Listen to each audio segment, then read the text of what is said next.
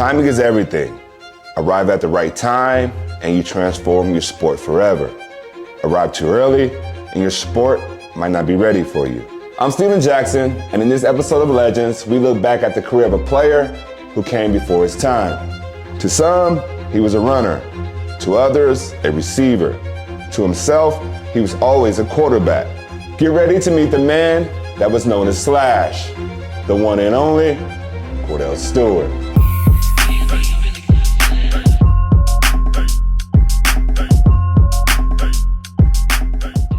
Kordell Stewart was born October 16, 1972, in New Orleans, Louisiana, in nearby Marrero, where he was a playground legend. At John Ehret High School, he was a prototypical dual-threat quarterback, rushing for 23 touchdowns as a senior and throwing for 17 more.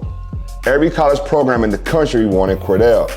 He chose the best at the time, the reigning national champions, the University of Colorado Buffaloes. As a sophomore, Stewart earned the starting job and exploded out of the gates in the season opener, a 37-17 win over Colorado State. Kordell had a school record 430 all-purpose yards, a school record 409 passing yards, and 4 touchdown passes, which also tied the school record. It was a dream start to his college career, but not long after that, Kordell got injured and he was in and out of the lineup the rest of the season. Stewart's junior year would be different. He led Colorado back in the top 10, rising as high as number 7. Kordell returned for his senior season for one more shot at the championship. There were some incredible moments along the way, but the game against number 4 Michigan was one that no one would forget. Colorado was trailing 26-21 with 6 seconds remaining.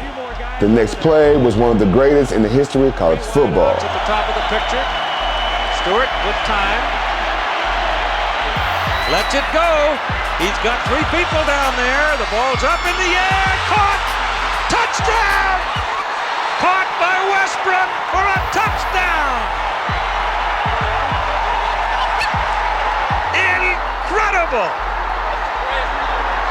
With the win, Colorado was ranked number 5 in the nation, and Kordell became a star. 3 weeks later, Buffalo was ranked number 2 and faced an unbeaten, top-ranked Nebraska. Colorado lost, but would finish the season 11-1. Kordell led the Buffaloes to a win over Notre Dame in the Fiesta Bowl.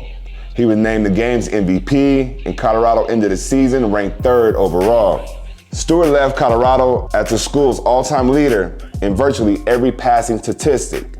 His 7,770 total yards were a Big 8 conference record. He's still the only player in Colorado history to throw for over 2,000 yards in 3 different seasons. At the NFL Combine, Kordell put up eye-popping numbers. There was a buzz that he might be a first-round draft pick if he was willing to play another position. Kordell wasn't. He always saw himself as a signal caller. So Kordell Stewart waited, and with the 60th pick in the 1995 NFL Draft, he was selected by the Pittsburgh Steelers. Still, it would be quite some time before Kordell would get a chance to play quarterback. For one thing, Pittsburgh had a veteran, Neil O'Donnell. What they were missing was size and speed on offense. Kordell saw an opportunity to help his team, so he took it. He volunteered to take some reps at receiver. Slash was born. 5 receiver formation, pitch it to Kordell Stewart. He's gonna run it. Kordell for the 5, and touchdown! In the weeks that followed, Steelers coach Bill Cowher used Stewart in ways teams weren't expecting. In one game, he was a runner. In the next game, a receiver.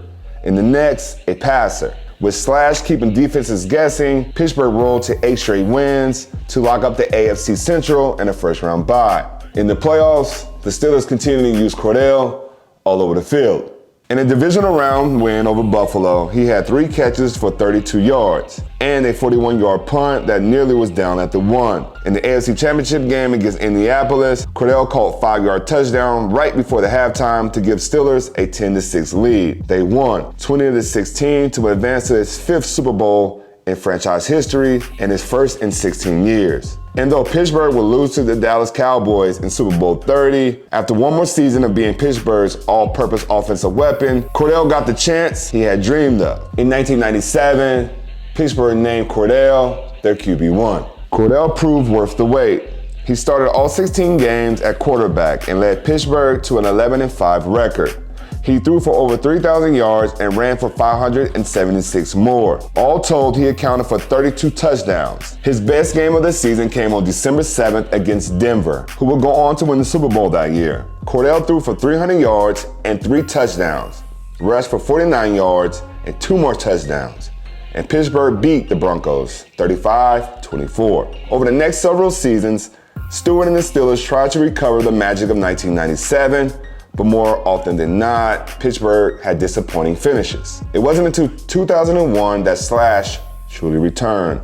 After a rocky season opener, Stewart led Pittsburgh on win streaks of 5 and 7 games. Kordell was not only limiting his mistakes, he was pushing the ball down the field. It was the best he had ever played in the NFL.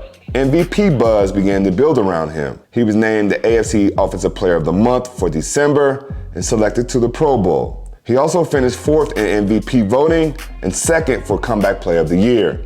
Pittsburgh earned the top seed in the AFC and a first-round bye, but Kordell struggled in the postseason, throwing 3 picks in the team's loss to the Patriots in the AFC Championship. That was the peak for Kordell. After stints with Chicago and Baltimore, he retired in 2005. Stewart finished his career with 14,746 passing yards, 2,874 rushing yards, 658 receiving yards, and a total of 120 touchdowns. They were impressive numbers, but they also make you wonder, what if Kordell had been embraced as a dual-threat quarterback from day one? Imagine the impact he would have had with his skill set, athleticism, and determination. Still, despite the way others saw him, Kordell Stewart defied the odds and wrote his own story. He helped pave the way for dozens of quarterbacks who came after him. And for all of that, the man that they call Slash is without a doubt a legend.